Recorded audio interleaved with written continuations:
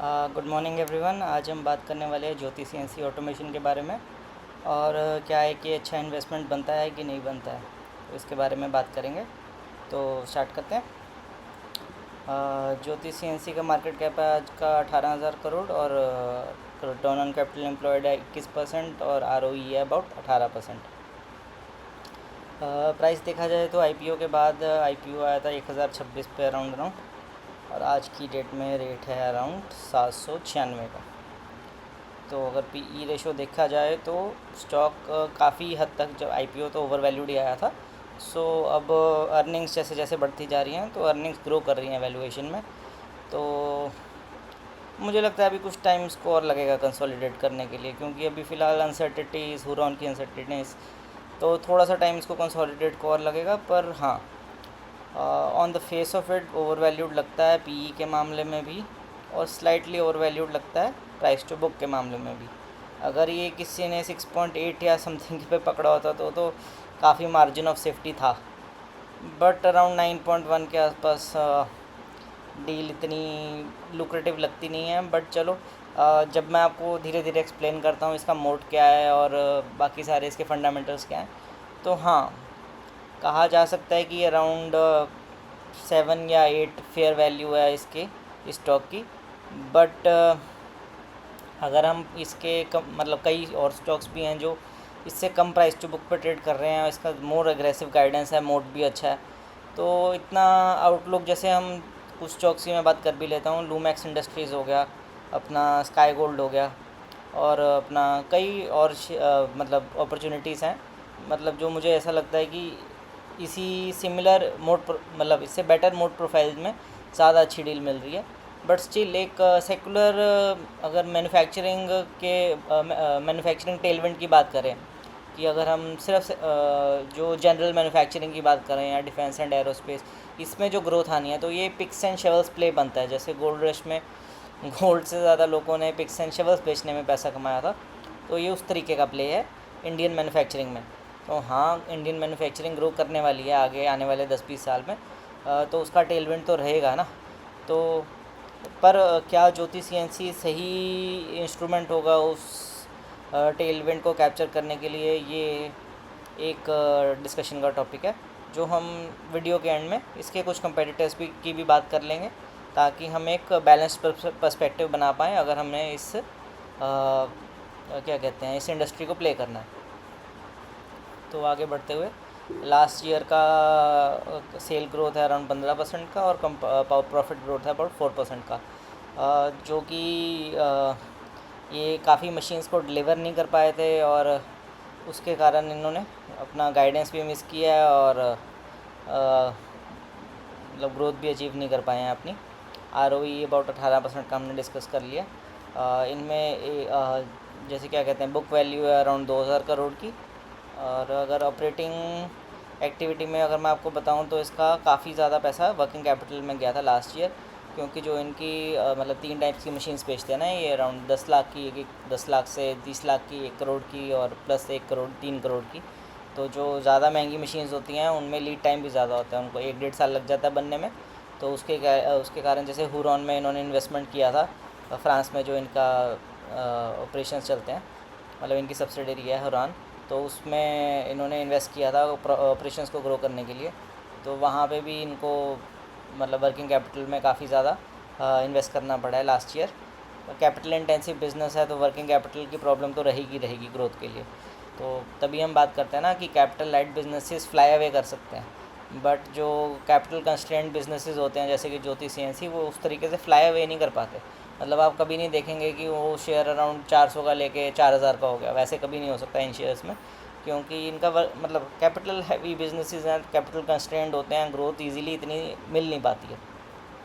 जैसे आप इसमें देख ही रहे हैं कि लास्ट ईयर 265 करोड़ इन्वेंट्री में इनको डालना पड़ा। और इसमें कुछ और इसकी गाइडेंस और उसके बारे में भी बात कर लेते हैं। तो इन्होंने इनका टारगेट है around 6,000 machine say about 16,000 machines का टारगेट है इनका bye Q2 of FY 27। But इसमें मतलब इनके 3 सेक्टर्स हैं ना मेन, जैसे general manufacturing, defence, aerospace and defence और ईएमएस। तो जो अराउंड 10,000 मशीन्स का टारगेट है इनका, उसमें 6,000 मशीन्स तो ईएमएस के लिए ईयर मार्क्ड हैं और बाकी 4,000 मशीन्स इनके लिए डिफेंस और जनरल मैन्युफैक्चरिंग के लिए ईयर मार्क्ड हैं। तो अगर देखा जाए तो जो ग्रोथ है मेन वो डिफेंस और उसमें से आ रही है अभी, एरोस्पेस में से। और इनकी कंपेटिटिव पोजीशन की अगर बात की जाए तो जब आप चाइना में देखिए, चाइना में इतनी स्ट्रॉन्ग मैन्युफैक्चरिंग है, तब भी वो ज्योति वहाँ पे एक्सपोर्ट कर पाती है और इन्होंने ऑफिस भी खोला है अपना चाइना में। तो अगर इतना इनका कॉस्ट कंट्रोल कह लीजिए, इनकी क्वालिटी कंट्रोल कह लीजिए, इतना अच्छा ना होता तो चाइना में तो डेफिनेटली ये मशीन्स एक्सपोर्ट ना कर पाते। पर जितने भी चाइना के बड़े डिफेंस मेजर्स हैं सब इंपोर्ट करते हैं सीएनसी मशीन्स ज्योति से। तो ये इसकी एक मोट या कम्पिटिटिव पोजीशन के बारे में बताता है कि अगर हम वैल्यूएशन की, जैसे मैं पहले भी बात कर रहा था कि थोड़ी एलिवेटेड लगती है, तो एलिवेटेड तो लगेगी ना अगर मोट स्ट्रॉन्ग है तो जैसे हम जनरल जो हम रीड करते हैं, हम इतना गहराई में उसको जान नहीं पाते कि कितनी ज़्यादा एम्बेडेड है ये कंपनी। पर जो मार्केट होता है उसको उस पर जो इसी आप कह लीजिए इसी फील्ड में होते हैं या इसमें जो सीजनड इन्वेस्टर्स होते हैं जो इन मशीन टूल्स में इन्वेस्ट करते हैं, तो उनको ये पता होता है कि ये मतलब इसकी क्या वैल्यूएशन रहनी चाहिए। तो अगर पर फिर भी एक बैलेंस्ड अप्रोच, या हम जैसे जनरल इन्वेस्टर को तो बैलेंस्ड अप्रोच ही रखनी पड़ेगी ना, कि अगर हम ऑटो एंसिलरी में इन्वेस्ट कर रहे हैं या किसी गोल्ड मैन्युफैक्चरिंग में इन्वेस्ट कर रहे हैं, तो अगर हम जनरल मैन्युफैक्चरिंग के टेलविंड को राइड करना चाहते हैं तो हमें फिर भी एक तरीके से हमें वैल्यूएशन का पर्सपेक्टिव तो होना चाहिए ना कि हम 9x बुक पे ले रहे हैं। तो ये तो बात होगी वैल्यूएशन की। कैपेसिटी की बात कर लेते हैं। तो अराउंड Q2 FY27 में जैसे मैंने आपको कहा 16,000 मशीन्स का टारगेट है इनका ऑपरेशनली, मतलब कैपेसिटी एक्सपेंशन का। पर जो FY28 तक आप मान के चलिए कि इनकी 80-90% यूटिलाइजेशन होगी इस कैपेसिटी की और 10,000 मशीन्स की। पर जो बाकी 16,000 है, 6,000 है वो ईएमएस के लिए ईयर मार्क्ड है, जिसका अराउंड लास्ट ईयर भी 700 करोड़ का ऑर्डर बुक था जो कि ग्रो नहीं कर पा रहा। पर जो नेक्स्ट लेग ऑफ ग्रोथ है वो ईएमएस से ही आने वाली है। वो इसलिए क्योंकि टाटा इलेक्ट्रॉनिक्स होगी, केन्स, डिक्सन, शेयरमा सब इसी ईएमएस में टारगेट कर रही हैं। तो ग्रोथ तो एक्सप्लोसिव होने वाली ही है, बट वो केपेक्स साइकिल कब शुरू होगा उसके बारे में कोई वो नहीं कर सकते, हम गेस नहीं कर सकते। तो जैसे कि 3 लेग्स पे खड़ा है, एक प्रूवन है जो डिफेंस एंड एरोस्पेस है, 1 इन प्रोग्रेस है जो इनका एक्सपेंशन चल रहा है और जिसमें ये 6,000 से 10,000 मशीन्स पे लेके जाना चाह रहे हैं, और एक स्पेकुलेटिव है ईएमएस। तो स्पेकुलेशन में हमें इतना मतलब हम अगर कैश फ्लोज हम प्रेडिक्ट नहीं कर पा रहे और टर्मिनल स्टेट नहीं जान पा रहे कि जो करंट प्राइस टू बुक है, जो कैश फ्लोज कितने प्रेडिक्टेबल रहेंगे या टर्मिनल स्टेट कितने बेटर तरीके से हम उसको गाइड कर पाएंगे कि वो उस जो लास्ट जो एंटिटी 5 साल बाद होगी वो आज के कंपैरिजन में कितनी डिफेंसिबल होगी। तो उस बारे में अगर हम बात करेंगे टर्मिनल स्टेट के बारे में, तो बहुत मुश्किल है इस कंपनी के बारे में कह पाना कि उसका मोड कितना स्ट्रांग होगा, क्योंकि जो मतलब सिर्फ ज्योति नहीं है ना, इसके कई सारे कंपेटिटर्स भी हैं, जो जापानीज़ कंपेटिटर्स हैं, अमेरिकन कंपेटिटर्स हैं। तो ये कॉस्ट में तो कम्पीट कर रहे हैं, पर क्वालिटी तो हमें पता है कि माज़ा हो गया या कई कंपनियां जो बाहर की कंपनियां हैं वो इससे बेटर मतलब इनसे बेटर डिलीवरी करती हैं क्या कहते हैं टेक्नोलॉजी के मामले में। बट कॉस्ट इफ़ेक्टिव के मामले में और क्वालिटी के मामले में अभी भी ज्योति का नाम है। सो इनके एक जो इनका रेड या येलो फ्लैग कह लीजिए, हुरॉन में जैसे इन्होंने कुछ शिपमेंट्स की थी रशिया की तरफ, तो वो अंडर स्क्रूटनी है। इनके जो मैनेजर था वहाँ का हुरॉन का फ्रांस में, उसको भी सस्पेंड कर दिया गया। तो उसका केस अभी चल रहा है वहाँ पे, तो वो भी डिप्रेस करता है थोड़ा सा कि अगर वहाँ पे एडवर्स डिसीजन आ जाता है कंपनी के लिए तो डेफिनेटली थोड़ा सा रेपुटेशन लॉस होता है उसके कारण, जो कंपनी के ऑर्डर्स का इफ़ेक्ट करता है। बट उसको मैनेजमेंट ने खुद कहा है कि काफ़ी सारे 40 मैन्युफैक्चरर्स हैं इस तरीके के जो रशिया से डीलिंग थी जिनकी रशिया यूक्रेन वॉर से पहले। तो इतनी एडवर्स डिसीजन आना नहीं चाहिए, बट फिर भी वो रिस्क तो बनता ही है ना। तो अगर base case, bear case, bull case के बारे में बात करें तो अराउंड 1950 करोड़ का रेवेन्यू आज का है। मोटा मोटी आप मान के चलिए FY31 तक कि अराउंड, मेरे को लगता है अराउंड 4800 के या 4000 के पास, 4500 मान लीजिए, 4500 के आसपास मैक्सिमम कर पाएंगे। मतलब बुल केस मत मानिए कि बुल केस मुझे नहीं लगता अचीवेबल है। बेस केस पे आप 4500 करोड़ या 4000 करोड़ के आसपास मान के चलिए कि ये कर पाएंगे। मतलब बेसिकली रेवेन्यू डबल कर लेंगे और पैट आप मान के चलिए थोड़ा सा प्लस कर लेंगे डबलिंग से। तो आप मान के चलिए अभी 390 का है, तो आप मान के चलिए कि अराउंड अराउंड 750-800 का कर लेंगे ये पैट। तो ये पूरी थीसिस बनती है ज्योति सीएनसी ऑटोमेशन की। अब एक बारी मैं इसको स्क्रॉल थ्रू कर लेता हूँ जो मैंने नोट्स बनाए हैं, आप इसको थोड़ा सा रीड कर लीजिएगा।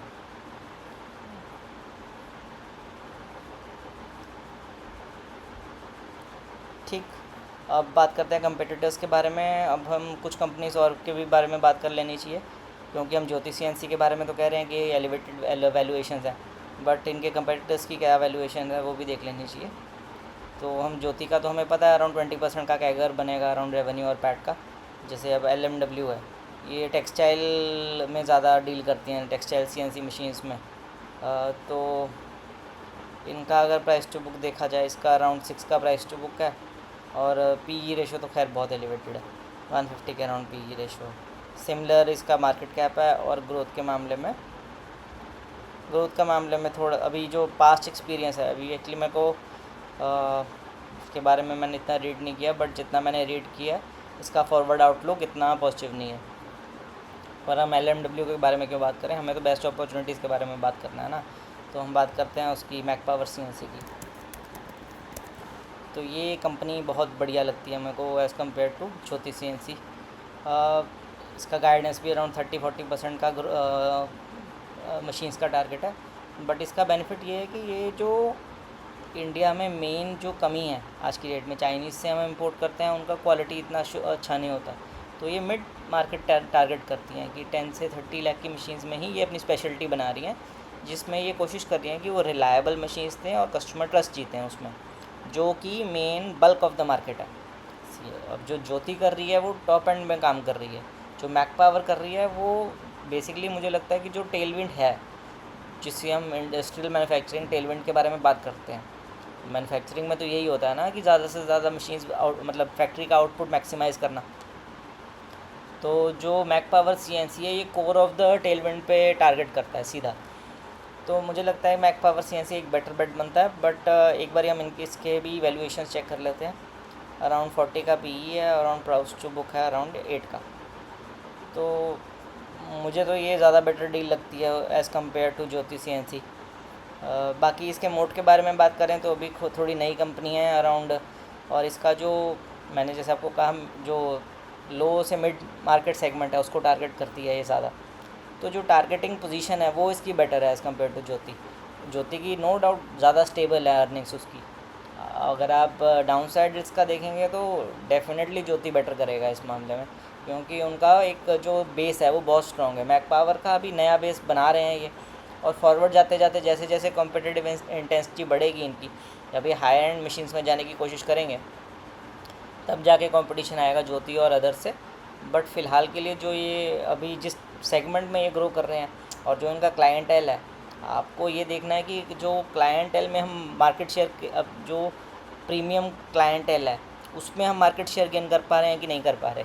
जैसे HAL है, BEL है, और हमारे देश के डिफेंस मेजर्स हैं, उनको सभी को मैक पावर से जा रही हैं CNC आज की डेट में, वही जो मतलब मेन मार्केट है।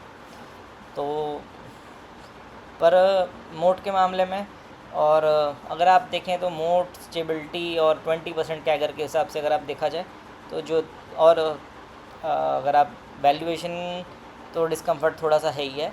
और अगर आप फॉरवर्ड गाइडेंस का भी देखा जाए तो मतलब अगर एक आप लार्जर प्लेयर को पकड़ना चाहते हैं, एक लार्जर प्लेयर को, तो वो ज्योति CNC उसके लिए अच्छा है, बेटर है। पर जो मुझे लगता है जो बेटर बेट बनता है वो मैक पावर CNC बनता है, जो इंडिया के इंडस्ट्रियल टेलविंड्स को ज़्यादा अच्छे से कैप्चर कर पाता है। इसके बारे में एक डिटेल डीप डाइव हम नेक्स्ट वीडियो में करते हैं। और आज के लिए इतना ही। अपने डाउट्स वगैरह आप मेरे से पूछ सकते हैं कमेंट सेक्शन में। और थैंक यू वेरी मच।